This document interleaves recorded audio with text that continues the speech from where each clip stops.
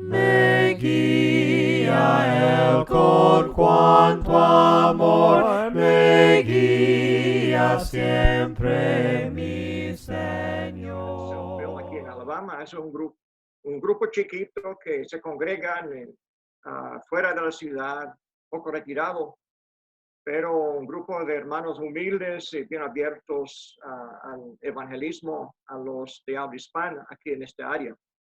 Y tenemos un grupo bilingüe y trabajamos juntos, pero yo trabajo también en inglés con ellos cuando me necesita, pero hay otro hermano que predica en inglés y yo en español, aunque es un grupo muy chiquito.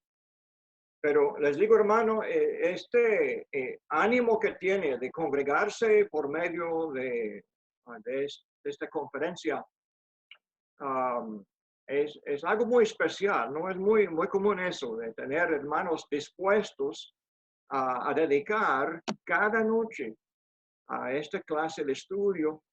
Yo sé que reciben mucha bendición de eso. Pero déjenme comenzar el estudio y espero que pueda en el futuro seguir participando en esos estudios, porque hay mucho que tengo en mi corazón para compartir en estos días.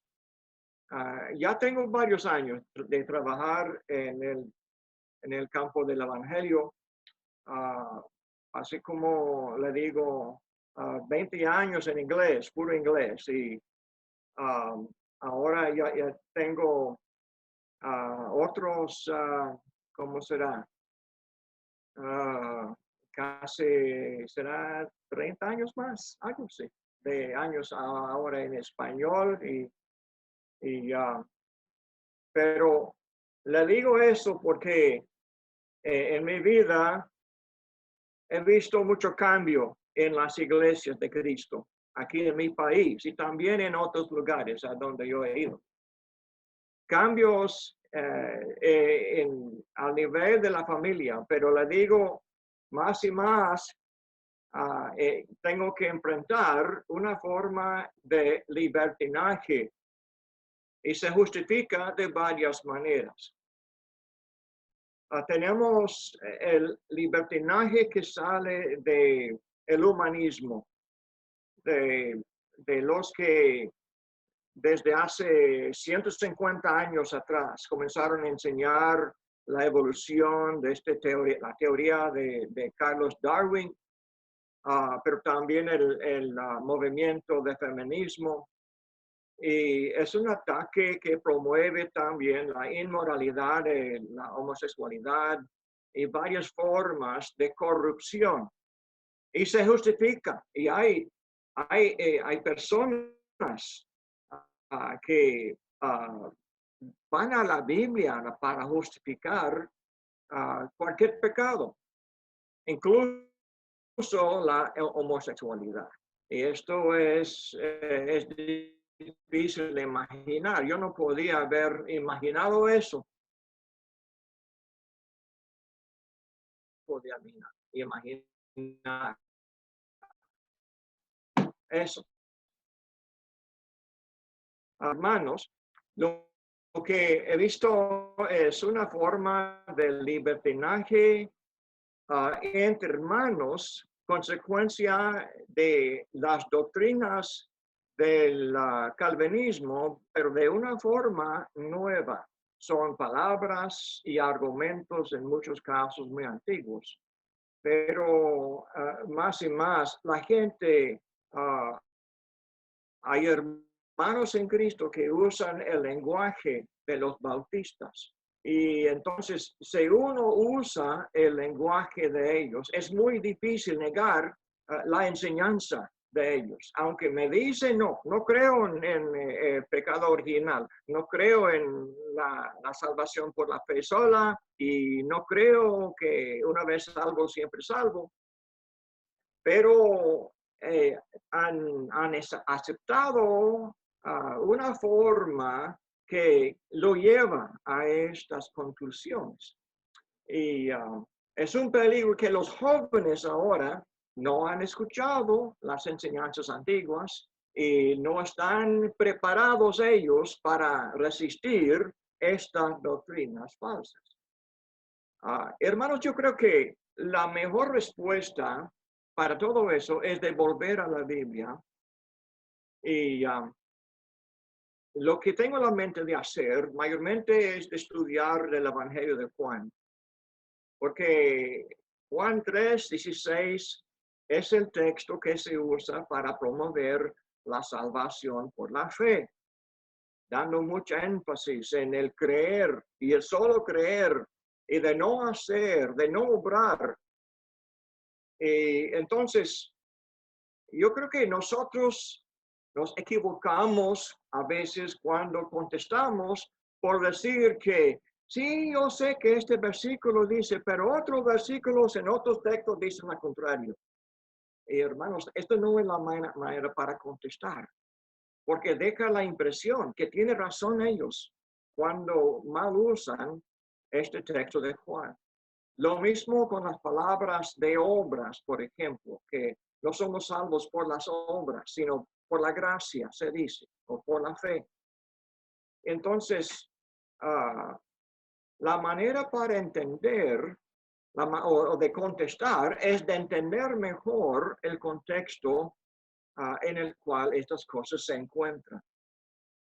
Y quisiera observar algunas cosas que he aprendido en el estudio de nuevo, he estudiado de nuevo el Evangelio de Juan en estos últimos meses. Y yo considero que hay mucho en Juan que se encuentra en los escritos de Pablo y de Pedro. Y claro, el lenguaje acerca de la vida eterna, por ejemplo, que se encuentra también en otros lugares, en los escritos de los apóstoles. Tenemos que entender muy bien lo que significa estos términos. Yo quisiera sugerir, hermanos, Jesús en Juan aprovechó ciertas palabras en forma de figura o metáfora y lo hizo con mucha consistencia. Y en el contexto encontramos las definiciones de estas palabras, como por ejemplo la palabra vida,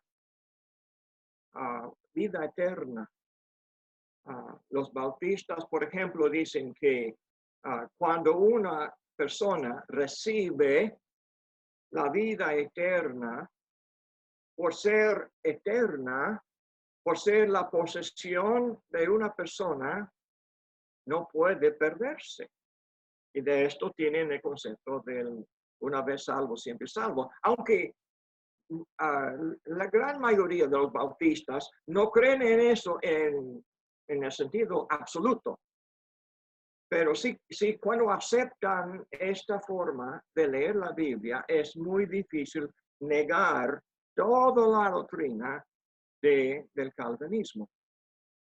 Entonces, quisiera examinar con cuidado estos conceptos y también de entender el contexto de Juan. Juan, por ejemplo, fue escrito como el último. Hay 4 evangelios. Tenemos a Mateo, a Marcos, y a Lucas y a Juan. Y yo creo que estamos de acuerdo mayormente de que Mateo y Marcos y Lucas se llaman los, ¿cómo se dice en español? Sinópticos, que corren más o menos paralelo, ¿verdad? Tienen más o menos la sustancia, pero Juan tiene otra forma de presentar el Evangelio de Jesús. Le digo, en Juan no encontramos las enseñanzas de Jesús mayormente de cómo vivir. El mensaje de los evangelios, comenzando con Juan el Bautista y después Jesús y los discípulos. En Mateo 5 al 7 tenemos un resumen del mensaje de Juan, predicando el arrepentimiento y el bautismo. Así comienza Marcos, así comienza después del nacimiento de Jesús en Mateo, en Lucas. Comenzamos con este mensaje, el pregonero, Juan. Pero la sustancia era de que el mundo tenía que arrepentirse de su forma de pensar y vivir de otra manera para recibir el reino de Dios, el reino de los cielos. Exige el arrepentimiento, dijo, y también les bautizaba. Hasta Jesús también bautizaba y bautizaba aún más que Juan o sus discípulos bautizaban. Y ahora llegamos pues, en Mateo, por ejemplo, capítulo 5, 6 y 7, tenemos el Sermón del Monte. Comenzamos con los que se llaman las bienaventuranzas. Y esta palabra, bienaventuranza, esto no es algo hablando mayormente de la felicidad. Esto es enseñanza acerca de lo que es correcto, lo que es bueno y lo que es malo. Después de tener las bienaventuranzas, pues dice que bienaventurados los pobres de espíritu, por ejemplo. Para decir que nosotros debemos tener este espíritu. Es el pobre en espíritu. Esa es la enseñanza de Jesús. Entonces, no es sugerencia, es doctrina necesaria de Jesús. El hombre, para que el hombre sea un ciudadano en el reino de los cielos, en Mateo 5, 3. Así comienza, ¿verdad? Y termina estas bienaventuranzas por hablar de cómo entrar en el reino de los cielos. Dice, bienaventurados los pobres en espíritu, pues de ellos es el reino de los cielos. Y cada cosa después dice, los que lloran, los humildes, dice, los que tienen hambre y sed de justicia, los misericordiosos y de limpio corazón. Yo sé que hemos predicado mucho a estos temas, pero después, cuando sigue Jesús, dice en el versículo 20, porque os digo que si vuestra justicia no supera la de los escribas y fariseos, no entraréis en el reino de los cielos. Entonces, está hablando con mucha fuerza. Cuando dice justicia, ¿de qué habla? Justicia. Pues justicia en este contexto y en casi todos los contextos, Jesús está hablando de la manera de vivir, la manera justa que Dios exige. Si uno no anda en estos caminos, no es la justicia de Dios. Hoy día hay hermanos y también en las iglesias hay hermanos que hablan de la justicia de Dios como un billete, como una cosa que Dios regala. ¿Okay? Dice que Dios da la justicia de Cristo a nosotros cuando creemos en Él. Como si fuera dinero, ¿verdad? Un billete. Pero es el significado de justicia aquí y en todo el Evangelio no es así. Yo entiendo, la justicia del Evangelio es de dos partes. Es del perdón del pecado que nos hace justo, yo sé, es la culpa del pecado que nos hace culpable, y también el concepto de injusto, pero también el concepto de justicia es de permanecer fiel después, es andar en justicia. Y no hay salvación si no seguimos en el camino de justicia. En este contexto, Jesús habla de justicia como una forma de vivir, no como algo que Dios regala al hombre. Entonces, Jesús nos enseña lo que es correcto y lo que no es correcto. Dios es un Dios de orden. Dios hizo el universo con orden. Todo funciona conforme a la orden de Dios, a las órdenes de Dios. Dios manda y toda la naturaleza obedece la voz de Dios. Ahora, Dios quiere que nosotros también tengamos una vida bien ordenada conforme a la voluntad de Dios. Lamentablemente, cuando Juan llegó y Jesús comenzó a trabajar, los judíos, el pueblo de Dios, no andaba conforme a la voluntad de Dios. Hasta los maestros, estoy trabajando ahora en Juan 10, en Jesús es el buen pastor. Estos incrédulos de los judíos eran los pastores malos, eran los que buscaban su propio bienestar, eran carnales y por eso resistían el trabajo de Jesús. Lo rechazaron porque eran pecaminosos, no es porque eran muy justos. Los calvinistas dicen que el problema del fariseísmo es que ellos confiaban demasiado en la obediencia. Hermanos, eso es un gran error. El problema no es que eran muy obedientes a la palabra, a la ley de Dios, eran muy desobedientes a la ley de Dios.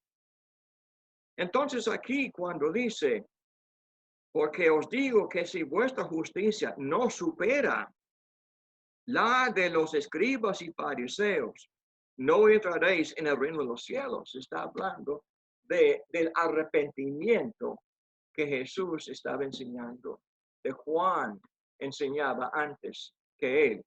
Y en los versículos siguientes tenemos el lado negativo, porque tenemos el caso de adulterio y adulterio de corazón, y de jurar falsamente, de vengarse a sí mismo, de amar al prójimo y no tener odio, no insultar. Un poco antes, los judíos eran muy malos para insultar el uno al otro y llamaban a Jesús que demonio, tiene demonio, ¿verdad? O demonio tiene, decían a Jesús.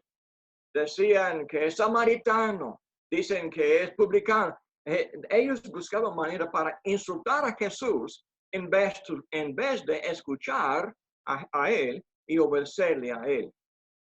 Ahora, le digo esto. Mateo, comenzando el capítulo 8, del 8 hasta el 12, tenemos las señales de Jesús. Jesús confirmando su mensaje de que el mensaje de él y de Juan, aunque Juan nunca hizo milagro, pero Jesús sí. Él hizo muchos milagros, muchas señales para confirmar su palabra.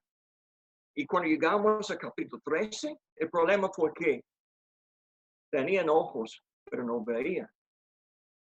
Tenían oídos, pero no escuchaban. No hacían caso. Entonces, el escuchar, ¿qué significaba? Significaba obedecer.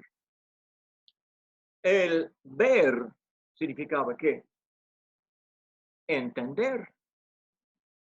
Y esto fue el fracaso de estos líderes de ellos, malos, de los judíos. Entonces Jesús comenzó a enseñar por parábolas. Y en los capítulos siguientes, la resistencia crecía.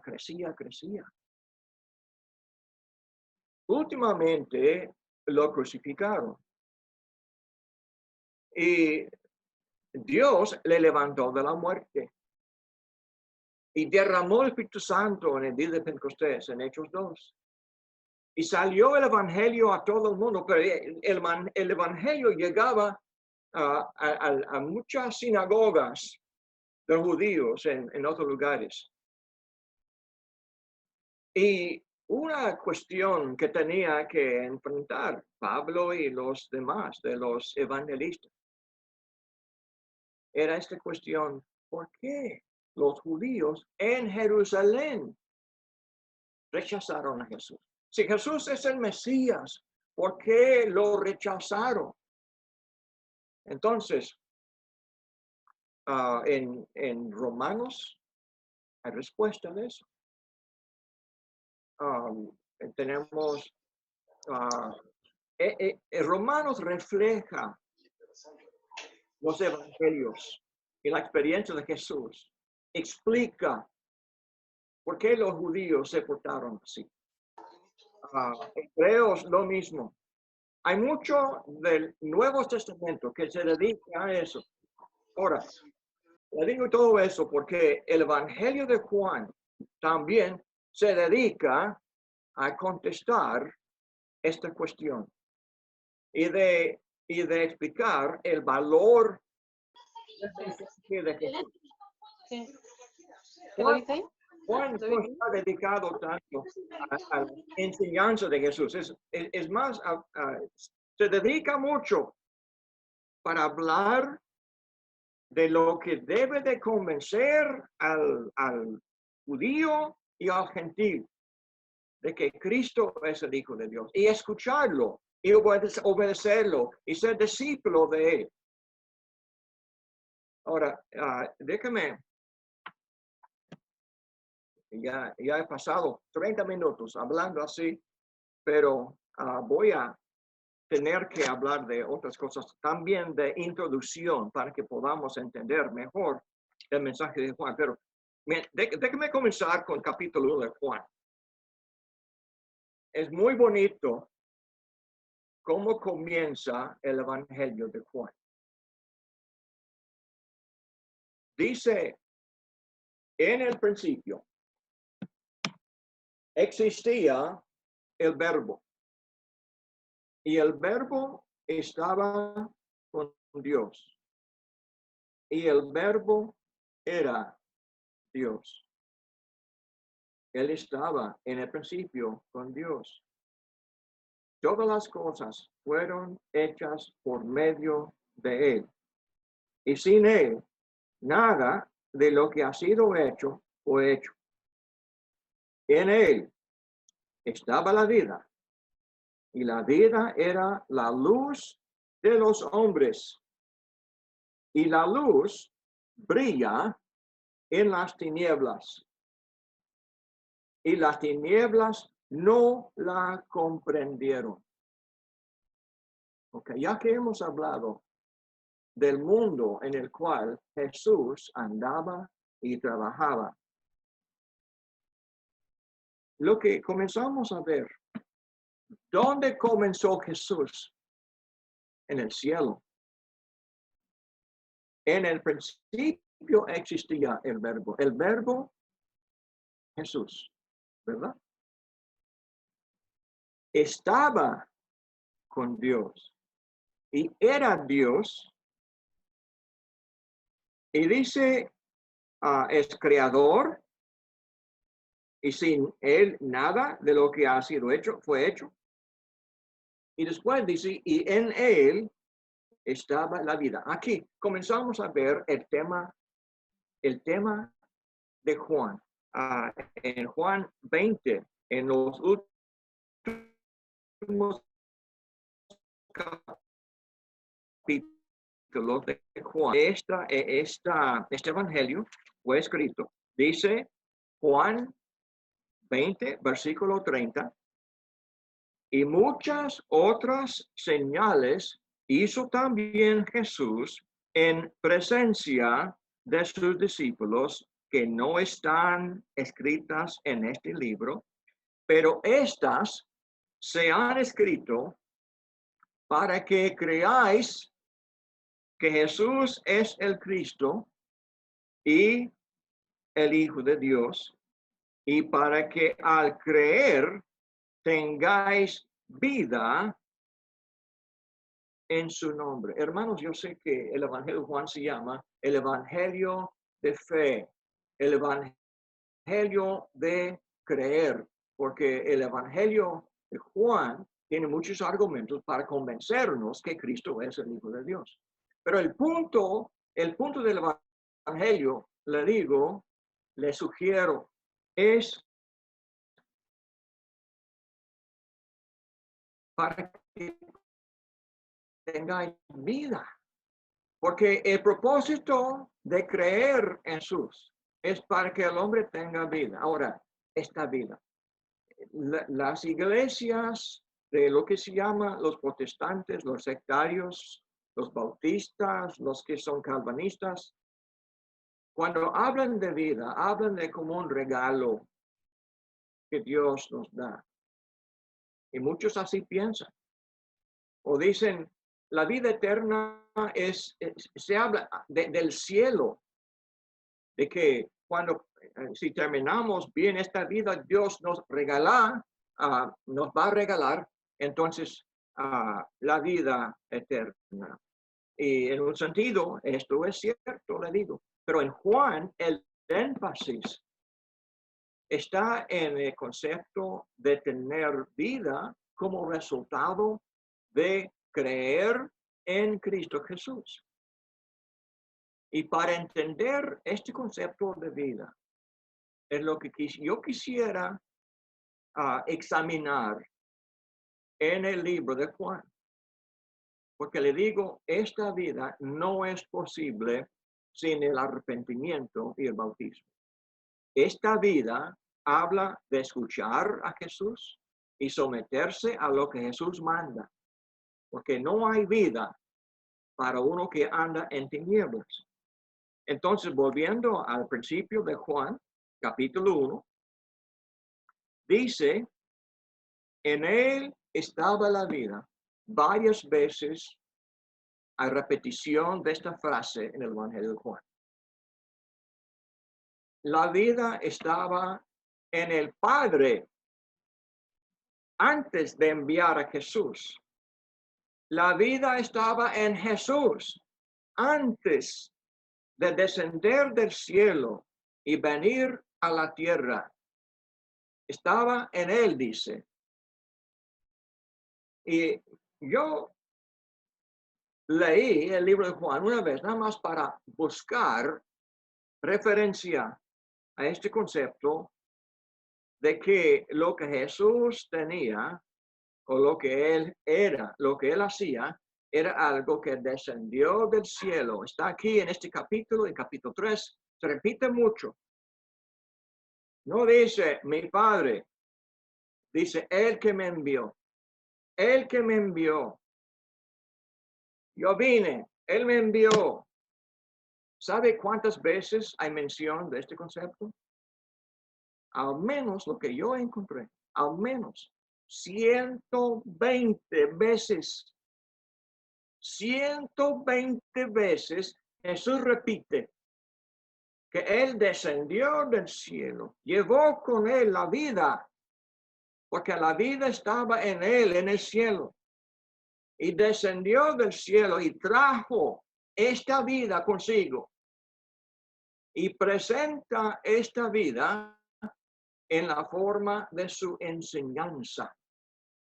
Y uno que no acepta la enseñanza de Jesús no puede tener la vida de Dios, porque Dios es justo, Dios es santo, y el hombre que no anda en esta justicia, en esta santidad, que no vive conforme a la imagen de Dios, la naturaleza de Dios, entonces no tiene vida y no puede tener vida. porque la vida no es como un billete que uno recibe de otro. Es una forma de responder a Jesús. Lamentablemente, la gran mayoría de los que oyeron a Jesús, a pesar de ver los milagros y las señales, las maravillas, Dios en la carne, caminando entre ellos, a pesar de ver todo esto, escucharle a su voz, ver las señales, no aceptaron sus enseñanzas. Y por lo tanto, no aceptaron la vida que él ofreció a ellos. Lea conmigo. ¿Cómo crece el tema? Crece mucho. En todo el libro dice, vino al mundo un hombre enviado por Dios cuyo nombre era Juan. Este vino como testigo para testificar de la luz, a fin de que todos creyeran por medio de él. No era la luz, sino que vino para dar testimonio de la luz. Hermanos, ¿cómo fue la luz? ¿Cómo fue? La luz no fue solamente el hecho de que Jesús es el Hijo de Dios. La luz fue lo que Jesús enseñaba y lo que Juan enseñaba. ¿Por qué fue tan necesario que el mundo se arrepintiera antes de llegar a Jesús? Porque Jesús trajo este mensaje de justicia y los que no apreciaban esta justicia, que no apreciaban esta forma de vivir, no podían estar listos para escuchar a Jesús. Algunos sí, estaban listos. Tenemos el lindo ejemplo de los apóstoles, de Natanael y Felipe y de Pedro y de Andrés. Estos humildes discípulos eran discípulos de Juan, lo escucharon. Y claro, de una manera, todo Israel salió al desierto para escuchar lo que Juan decía. Lo tenían, el público, lo tenían como profeta de Dios, sin duda. Pero de los líderes no se sometieron a su enseñanza, no se bautizaron. El bautizarse significaba someterse a la enseñanza, a la corrección que Juan, como profeta de Dios, exigía de ellos. Y todo el mundo sabía que Juan exigía este cambio de vida para que hubiera la luz en las tinieblas brillando. Las tinieblas brillaban, le faltaba la luz y brillaba la luz, pero las tinieblas se refiere a la incredulidad, la vida pecaminosa de la gran mayoría de judíos cuando llegó Juan y cuando Jesús comenzó su trabajo. Dice el 9, existía la luz verdadera que al venir al mundo alumbra a todo hombre. Mire cómo funciona. Alumbra. ¿En qué sentido? ¿Está hablando de filosofía? Hay hermanos que malgastan tanto tiempo en sus debates y argumentos sobre cuestiones de lo que es Dios y lo que es Espíritu Santo, lo que puede ser, lo que no puede ser, y mucha especulación. Y les encanta malgastar tanto tiempo hablando de la filosofía, de cómo Dios piensa, las teorías que tiene. Hermanos, este mensaje mayormente es un mensaje que corrige la vida. Y es lo que hacía Juan. Dice, la luz ah, él no era la luz, sino vino para dar testimonio de la luz. Existía la luz verdadera, que al venir al mundo alumbra a todo hombre. En el mundo estaba, y el mundo fue hecho por medio de él. Repite lo que se encuentra en los primeros 3 versículos. Y el mundo no le conoció, a pesar de ser creador de ellos. El mundo no conoció a su propio creador, Cristo Jesús. Dice, a lo suyo vino. ¿A quiénes? A judíos. Y los suyos no le recibieron. ¿Y por qué no? Es lo que vamos a ver.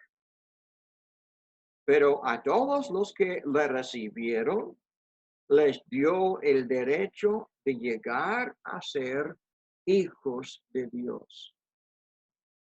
Otra figura. ¿Qué significa hijos de Dios? Yo creo que a veces, yo sé que hay relación legal.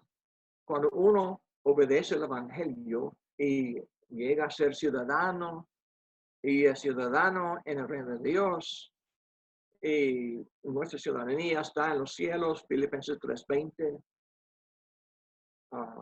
Yo creo que a veces pensamos, es automático, somos hijos de Dios. En un sentido, sí, pero este sentido no habla de la cuestión legal, no está hablando del legalismo de esta relación, está hablando de ser hijo de Dios por forma de vivir, como dice 2 de Pedro, capítulo 1, 3 y 4. Dios nos da las promesas, preciosas promesas, para que por medio de ellas llegáramos a ser ¿qué? Para que seamos, ¿cómo es? Participantes de la naturaleza divina.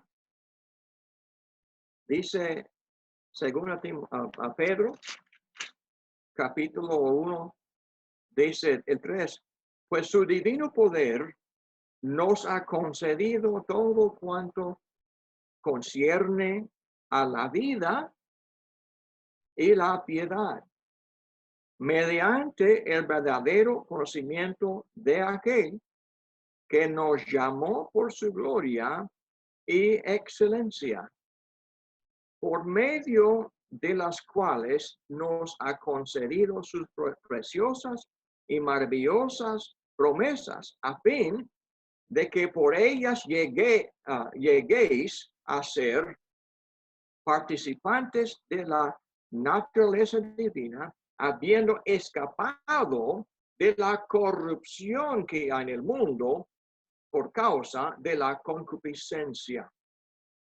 Y después tenemos el desarrollo del tema de añadir a nuestra fe la virtud y conocimiento y dominio propio. Todo esto, hablando de qué? La forma de vivir. Y cuando vivimos de esta manera, tendremos la naturaleza divina y nos llamará entonces hijos de Dios, porque el hijo se parece a su padre. A veces me dicen a mí, debe ser hijo de Wayne. ¿Por qué? Porque cuando lo veo, tiene la misma cara, no es exactamente la misma cara, pero así soy, porque yo soy hijo de mi padre. Pero ¿cómo puedo yo ser hijo parecido a Dios, el Padre en los cielos? Porque Él no tiene cuerpo como yo. La única manera que yo puedo tener este parecido es por imitarle a Él y tener esta forma de pensar y vivir. El tiempo está pasando rápido, hermano. Déjame volver rápidamente a Juan 1.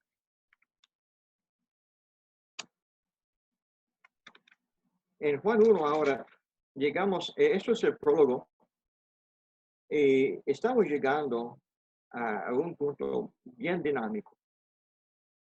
Dice el 12 otra vez, pero a todos los que la recibieron, les dio el derecho de llegar a ser hijos de Dios. Es decir, a los que creen en su nombre. Creer en el nombre de Jesús es más que creer que Él es hijo de Dios.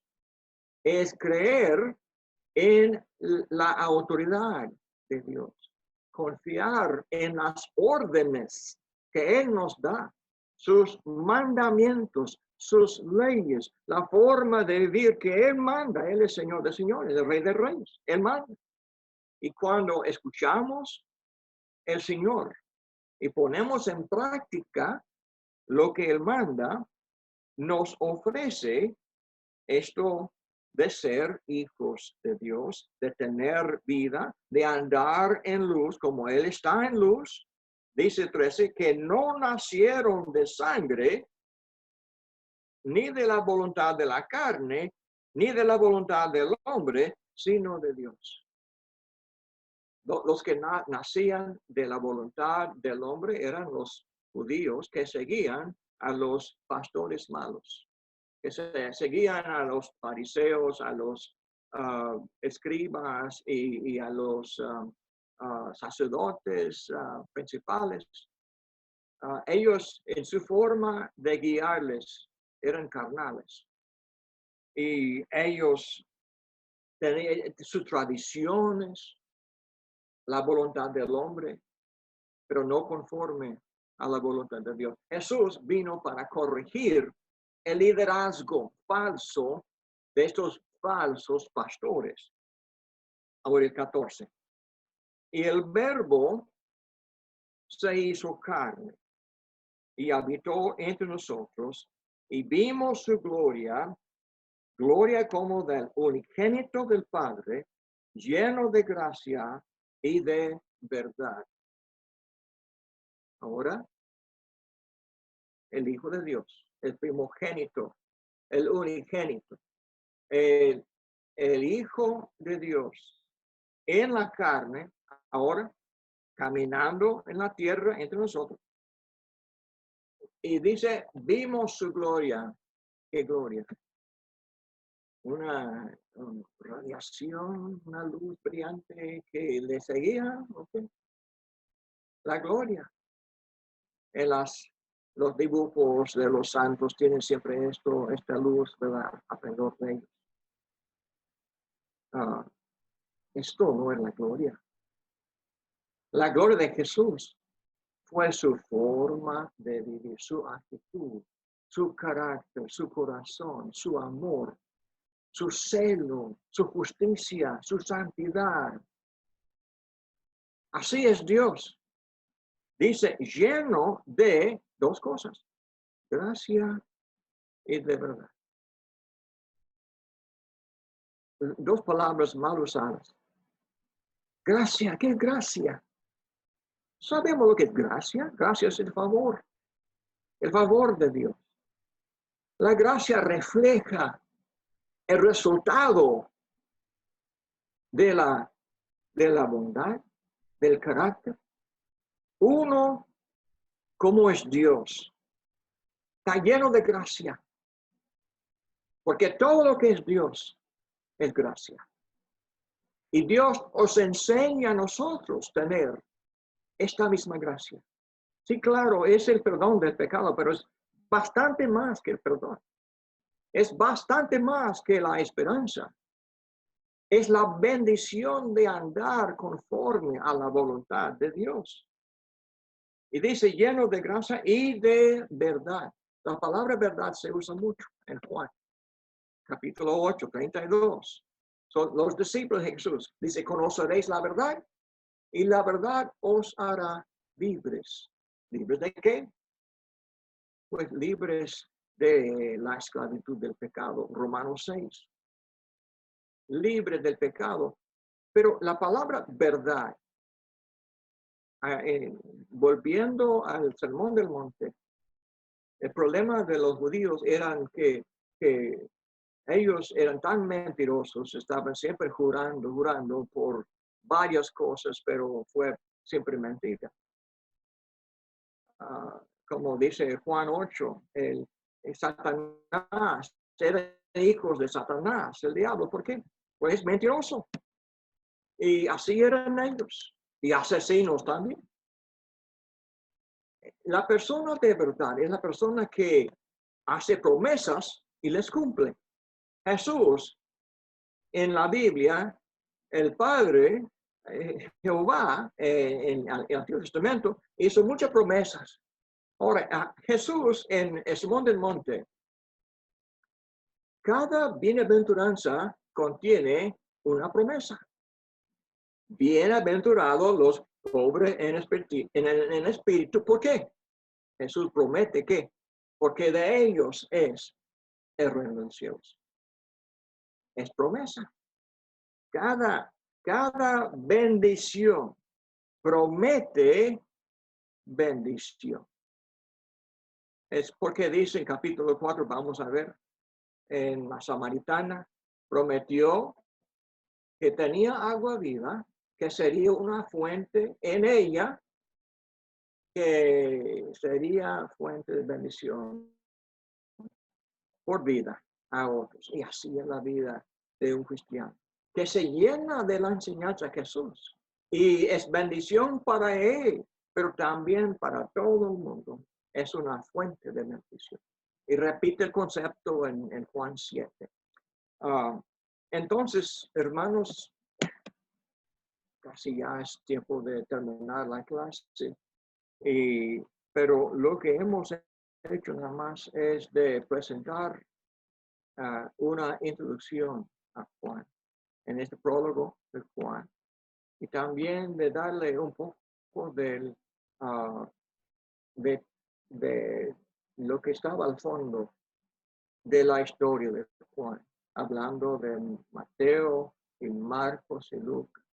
Yo quisiera en el transcurso de este estudio también a conectar esto a lo que siguió después en las epístolas de Pablo y de Pedro, porque ellos conocían la enseñanza de Jesús y estaban llenos de la terminología de Jesús. Y esto se refleja. Si estudiamos las epístolas sin recordar lo que Jesús dijo, si nos olvidamos del contexto, del conflicto, de la persecución, de la incredulidad de los judíos, no vamos a entender muy bien a Romanos, a los Colosenses, a los Efesios, etc. Porque todo esto refleja lo que se encuentra aquí en Juan y en Mateo, Marcos y Lucas. Gracias, hermanos. Y que Dios les bendiga por permitirme así hablar.